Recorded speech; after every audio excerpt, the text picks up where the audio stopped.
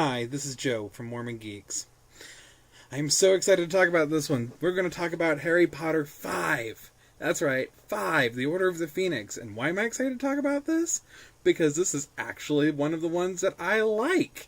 Because it has a working plot that connects to the rest of the plot and characters you care about. And it's not stupid. So, let's get started. So, the plot continues off from the last one. Imagine that. A plot from two movies that are connected that actually connect. The books have the same problem, I know, and I usually use the books and movies interchangeably, blah, blah, blah, blah, blah. So, the world, Voldemort's back. And he's angry, and he's building his army back up. But nobody's believing Harry. Nobody wants to believe that Voldemort is back. So they're doing this huge smear campaign against Harry and Dumbledore. So no one believes Harry that Cedric Diggory was killed by Voldemort. So Harry's kind of in exile. They even railroad him in a wizarding court sort of thing, this little plot line that just, whatever. But in school, Harry is kind of separating from his friends because some dark things are happening inside of him. He's become very angry. This is explained a lot more in the book, but he is becoming very angry, and he is starting to isolate. And most of the school, where usually he's kind of the hero, and sometimes he's really the hero, now they think he's kind of crazy. And even Ron and Hermione don't know what to do with him, so for the first half of this thing, they stay out of the picture. And we also see that Harry is having all these weird dreams where he is connecting to Voldemort, and he sees a door, and it's a mystery, and the mystery is actually kind of compelling. Also, we get my favorite Defense Against the Dark Arts teacher next to Lupin, and oh my gosh, I just forgot her name. Hang on.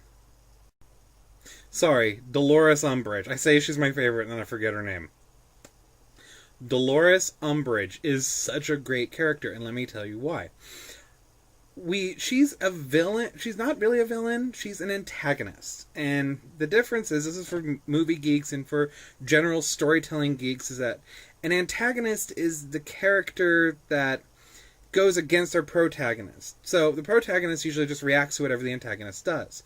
So because of that, the antagonist is usually a villain and the protagonist is usually the hero. And she kind of plays the part of the villain, so yeah, she is kind of the villain, but she doesn't work for Team Evil. She doesn't work for Voldemort. She, actually, if her and Voldemort were to stand face to face, if she didn't chicken out and run, she would fight against him. She would be on the good guy's team to her own extent. But she's so blinded by the idea that Voldemort can't come back, and so blinded by her own fears, that she's on the good, that she actually creates a problem for those who believe that Voldemort's back. Because of that, Dolores Umbridge just makes these kids' lives a living nightmare while she's a Defense Against the Dark Arts teacher. One of my favorite pieces is that she has this pen that when you write, it scars your hand. And that's just terrifyingly freaky. And to make matters worse is that she's not an overt character like Snape with the black robes and the dungeons and the potions and the dark demeanor. She's smiley and pink and kind of friendly, and she has these kitten plates that animate, and she drinks pink tea, and she paints her walls of her office pink. She's just like, she's almost someone that you almost would know, but she's completely out of her mind.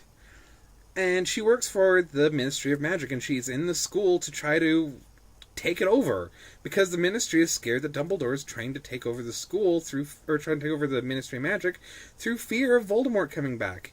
In reality, they're just in denial that Voldemort's come back, but whatever. And that leads me into my next big thing that I love about this, is this concept that the good guys are divided. The Ministry isn't evil, they're misguided, and they're scared of Voldemort coming back. Dumbledore has organized a team called the Order of the Phoenix to help stop Dumbledore, or to help stop Voldemort. Sorry, it's late and I've been up way too long. But they're trying to stop Voldemort, and the Ministry is opposing them. This adds up later when the Ministry actually gets taken over in the last book. Spoiler alert, whatever. So Dolores is in Hogwarts, and Dumbledore completely avoids Harry and gives this hush order to the Order that Harry can't know anything, even though Sirius Black keeps trying to sneak him information. So the kids organize their own official army called Dumbledore's Army, because the Defense Against the Dark, like, Dolores isn't teaching them anything about Defense Against the Dark Arts, because she doesn't think that there are evil creatures out there or evil wizards. She doesn't believe in them, so she's useless. So they start teaching themselves Defense Against the Dark Arts, and they get caught, and they get busted, and the Ministry uses this as an excuse to try to catch Dumbledore. But Dumbledore's too awesome, and off he goes. Again, this is just one piece of awesome after another. Before this, though, sorry, I've got to skip back a second. It turns out that, yes, Voldemort is trying to invade Harry's mind. So, to stop that, he gets taught a special type of mental block taught by Snape. So Snape sits there and casts a spell to read his mind, and Harry has to try to block it. And this creates some of the best tension between Harry and Snape, because all of a sudden, Snape is helping, but in his own dark way. Because he's taunting Harry. He's not being kind and patient with him, the same way that Lupin was when he was teaching him how to do the Patronus charm. He's all but torturing Harry to learn this thing. And Harry's getting ticked. What's interesting is at one point we actually get to see a really good piece of Snape's development, because Harry has enough and casts the same spell back on Snape and reads Snape's mind. So we actually get Severus when he's a child, and how Harry's dad was his bully. Harry Potter's dad was a bully. You know, the whole, like, Harry and Lily, or James and Lily died as martyrs, so everyone remembers them all fondly, and oh, they were heroes, and oh, we loved them so. Snape never had that, and we find out why. Snape's high school experience was a living nightmare because of James Potter. Love it. Simply love it. So I'm going a little fast here. Let me slow down to the part of the movie that I really, that's in the climax where we build up. It ends up, they end up in a big fight in the Ministry of Magic. Turns out there's some prophecy MacGuffin thing that they have to hunt down, and Harry has to protect it, and it breaks it, and I don't know. That's the random nonsense that Rowling throws in here. So it turns into this big battle between Death Eaters and the Order, which is a great, really nicely shot piece. I really love how they use apparition, teleporting, in this whole new effect. It adds this great new, tension to the movie. But then, Bellatrix Lestrange, who we meet, this great new villain that's all hanging out with Voldemort, actually kills Sirius Black. And this destroys Harry. Harry casts the Crucialis curse on her, the torture curse, out of vengeance. He is so mad, he casts an illegal spell on her. And in the midst of this, Voldemort shows up at the Ministry of Magic and is just like, you knuckleheads, and goes after Harry and tries to he's always trying to tempt Harry. I never understood this. Like, Harry's not going to join you, buddy. You killed his parents, and have you met these people he lives with? You didn't do him any favors. You're going to have to do better than, Harry, I can give you power. You have to give him, money. Well, he has money. I don't know, an Xbox. But they end up in this kind of fight, but of course Harry's not even close to challenging Voldemort, so Dumbledore shows up, and they have this great wizard battle, which is spectacular. And they think they may have beat Voldemort, but no. Because remember, he can still invade Harry's mind, so he does. He goes in, and he takes Harry over. And Harry actually fights him out on his own with the power of friendship and love. In a very non-cheesy way. So we end up at the end, the rest of the Ministry figures out that, oh, Voldemort is back, and there's that famous line from the movie, he's back! Like, duh, we've been trying to convince you this entire movie.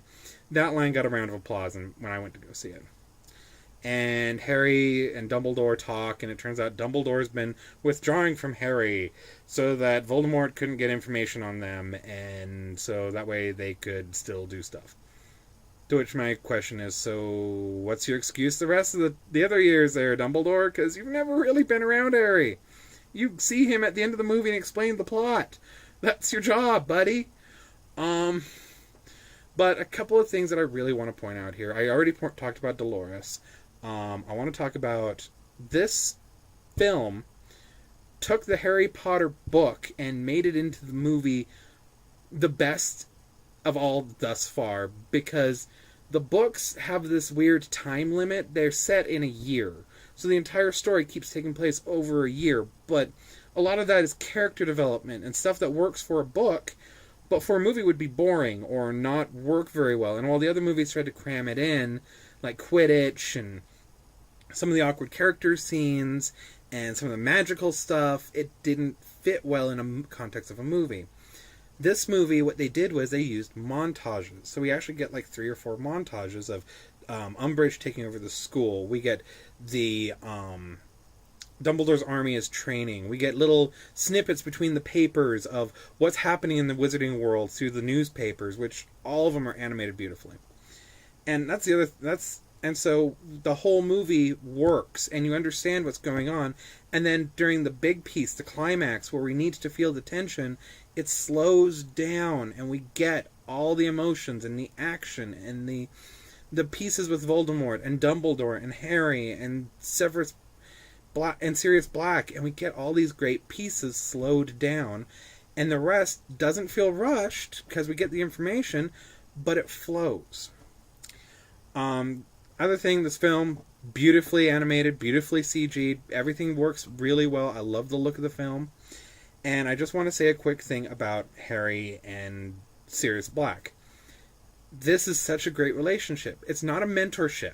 He's not a Padawan learner. Harry's not, bowed down to him. It's also not a father figure thing. It's not Harry, Sirius is not Harry's father figure.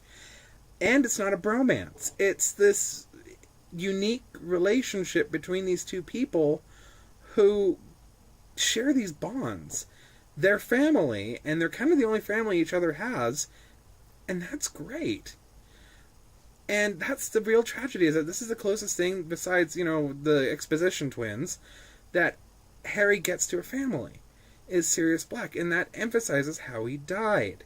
That when he dies, that just raises all the emotional stakes, because now Voldemort has taken everything except the exposition twins. And technically Dumbledore, but I don't see why anyone cares. Anyway, let me talk about the one thing that really bugs me, though, real fast, because I know I've been going forever with this.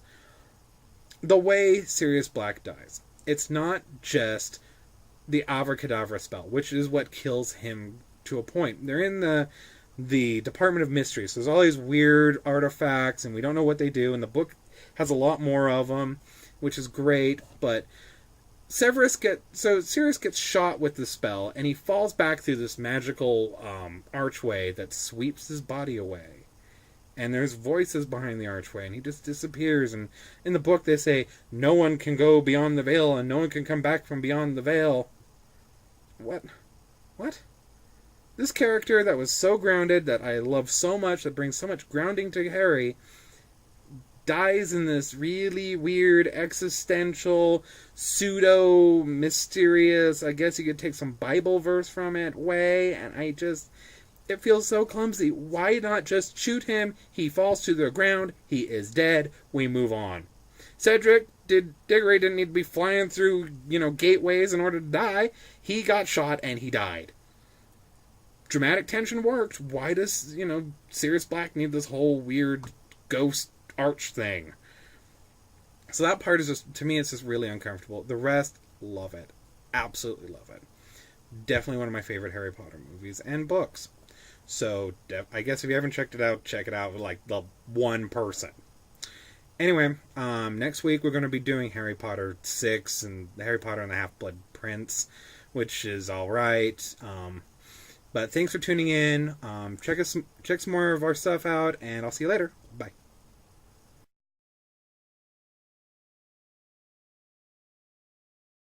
Geez, that video sure was fun. Yeah, we should totally follow them on Facebook and Twitter and on MormonGeeks.com. Yeah, and we should hit subscribe to their YouTube channel. That's a great idea. Yeah.